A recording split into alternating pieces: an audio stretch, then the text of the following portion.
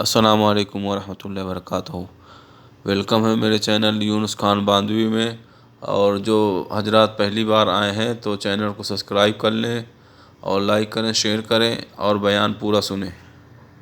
الذين قاموا بنصرة دين القديم أما بعد فأعوذ بالله من الشيطان الرجيم بسم الله الرحمن الرحيم محمد رسول الله والذين معه أشداء على الكفار رحماء بينهم تراهم ركعا سجدا يبتغون فضلا من الله ورضوانا إلى آخر الآية. وقال النبي صلى الله تعالى عليه وسلم في الحديث الكريم من كنت مولاه فعلي مولاه اللهم والي من والاه وعادي من عاداه أو كما قال. صدق الله مولانا العظيم وصدق رسوله النبي الأمين المكين الكريم ونحن على ذلك لمن الشاهدين والشاكرين والحمد لله رب العالمين. قال الله تبارك وتعالى في شان عظمة حبيبه المصطفى بالقرآن العظيم إن الله وملائكته يصلون على النبي يا أيها الذين آمنوا صلوا عليه وسلموا تسليما.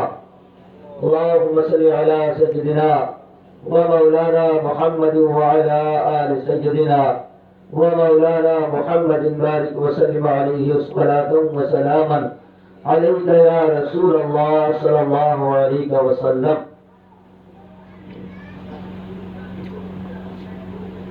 آج ہماری گفتگو کا محور خلیفہ چہاروں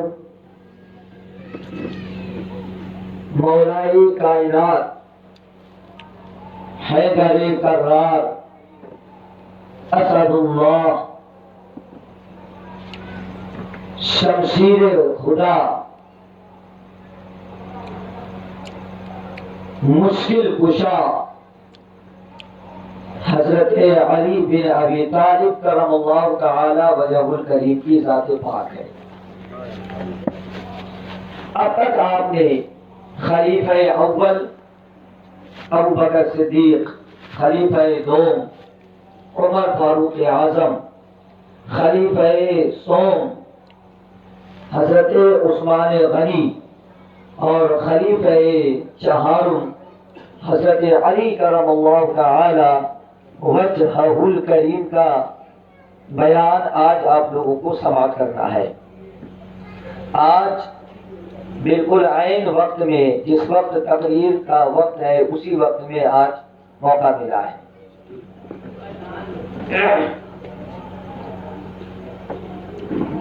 کسی نے کہا کہ علی کا عشق مقدر سنوار دیتا ہے.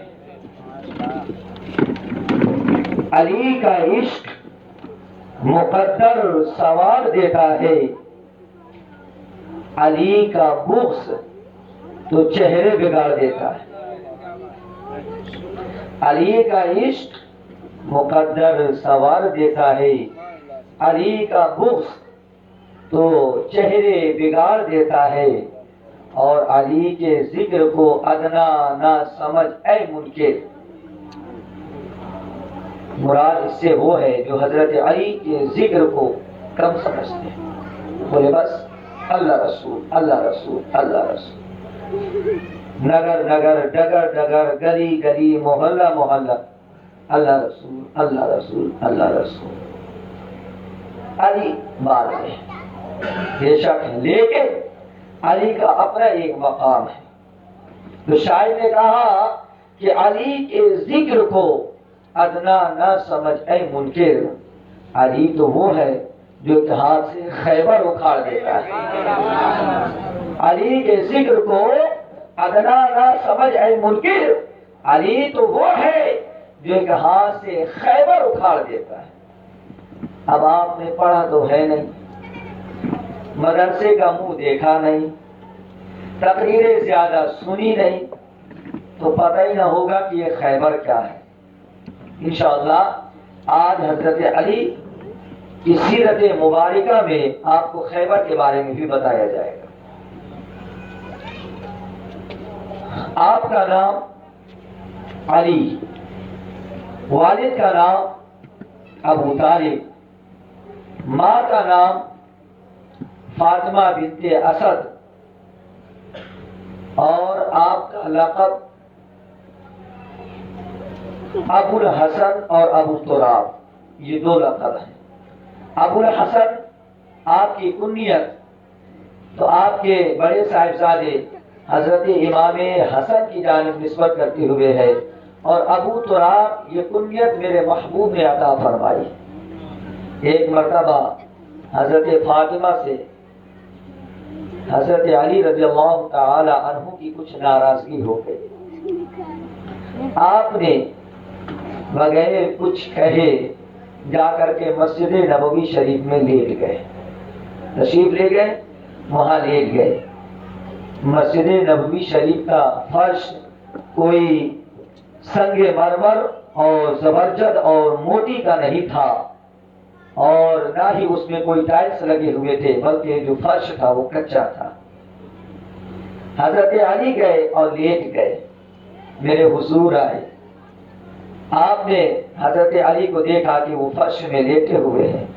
آپ نے بڑے پیار بھرے انداز میں فرمایا، قم یا ابا تراب، قم یا ابا تراب، اے مٹی والے کھڑے ہو جاؤ۔ تو حضرت علی رضی اللہ تعالی عنہ کی کنیت ابو تراب ہو گئی، اور حضرت علی فرماتے ہیں جب کوئی مجھے ابو تراب کہتا تو میری خوشی کا ٹھکانہ نہ ہوتا، میں بہت خوش ہو جاتا، اس لیے کہ یہ لقب میرے حضور نے مجھے عطا فرمایا ہے۔ آپ کب سنی میں ایمان لائے؟ مختلف روایات کے مطابق آپ 10 سال کی عمر شریفہ میں ایمان لائے، بعض لوگوں نے لکھا کہ آپ 9 سال کی عمر شریفہ میں ایمان لائے، اور اعلیٰ حضرت رحمت اللہ تعالی علیہ نے تنزیہ المکانۃ الحیدریہ کے اندر نقل فرمایا کہ آپ 8 سال کی عمر شریفہ میں ایمان لائے۔ حضرت علی کرم اللہ تعالی وجہہ الکریم کے ایمان لانے کا واقعہ بڑی میں آسان گفتگو کر رہا ہوں، اور آپ کو سمجھانے کے خاطر میں جس طرح سے پڑھایا جاتا ہے اسی طرح سے میں آپ کو پڑھانے کی کوشش کر رہا ہوں۔ حضرت علی کرم اللہ تعالی وجہہ الکریم بچوں میں سب سے پہلے ایمان لائے، اور آپ نے سنا کہ 8 سے 10 سال کی عمر شریفہ میں ایمان لائے،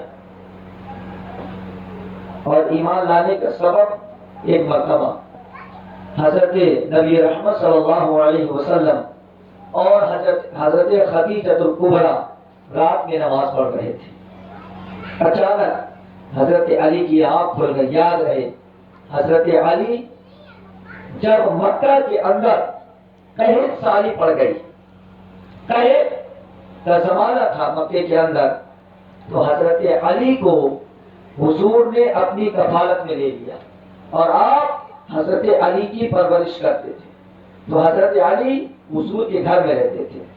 تو ایک رات حضرت نبی رحمت اور حضرت خدیجہ الکبریٰ نماز پڑھ رہے تھے، حضرت علی بیدار ہو گئے، انہوں نے دیکھا یہ کچھ کر رہے ہیں، دونوں کھڑے ہیں، پھر یہ جھک جاتے ہیں، جھکنے کے بعد وہ پیشانی کو زمین میں رکھ دیتے ہیں۔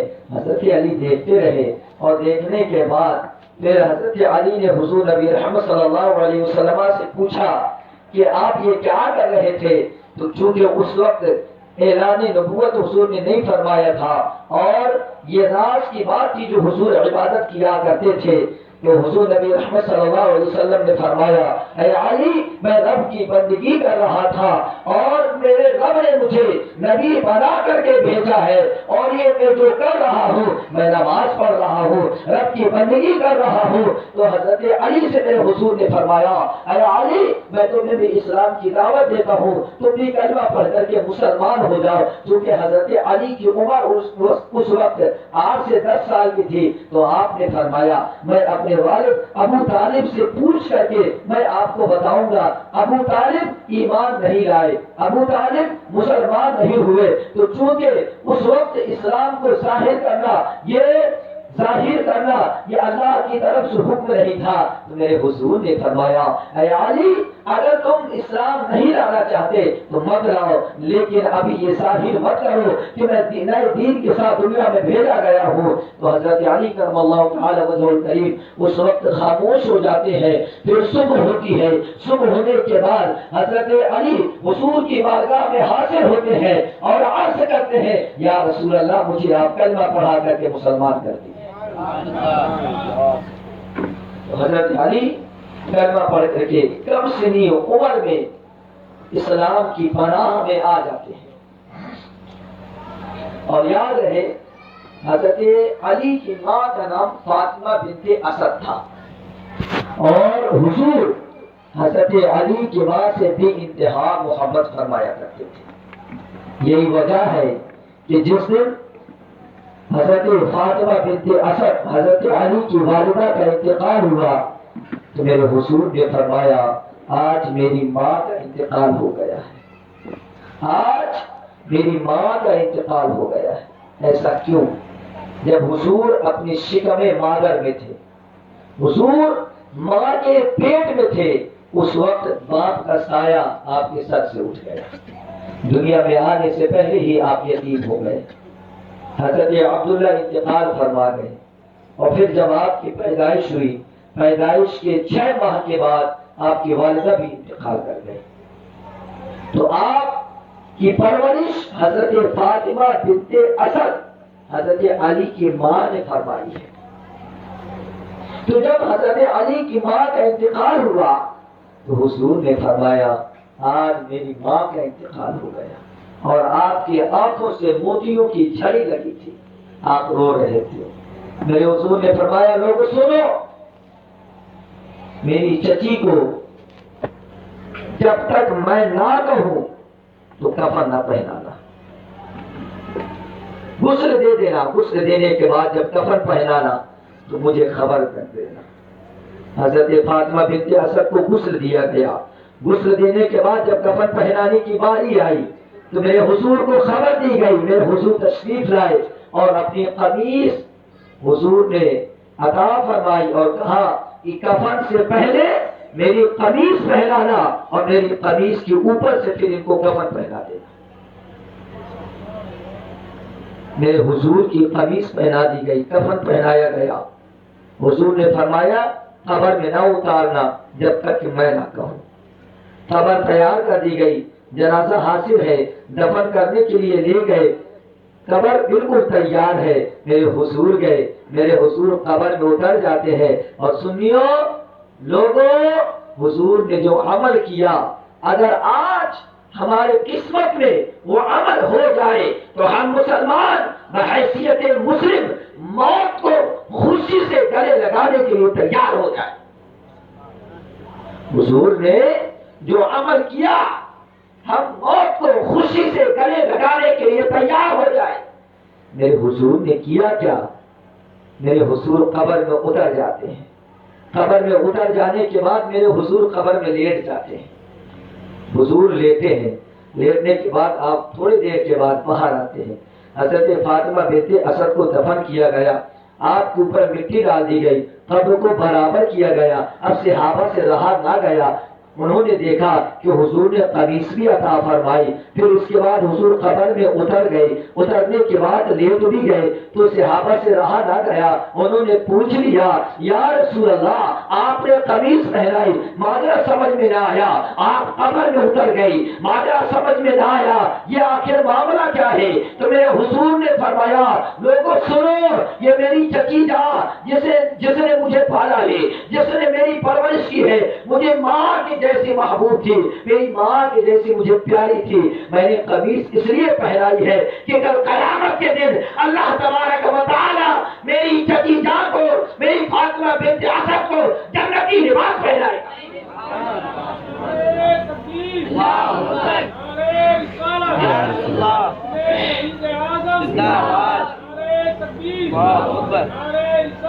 میری اس قمیص کی برکت سے اللہ تعالی قیامت کے دن میری چچی کو جنت کا لباس پہنائے گا. اور لوگ سنو، میں قبر میں لیٹ گیا. کیوں لیٹ گیا؟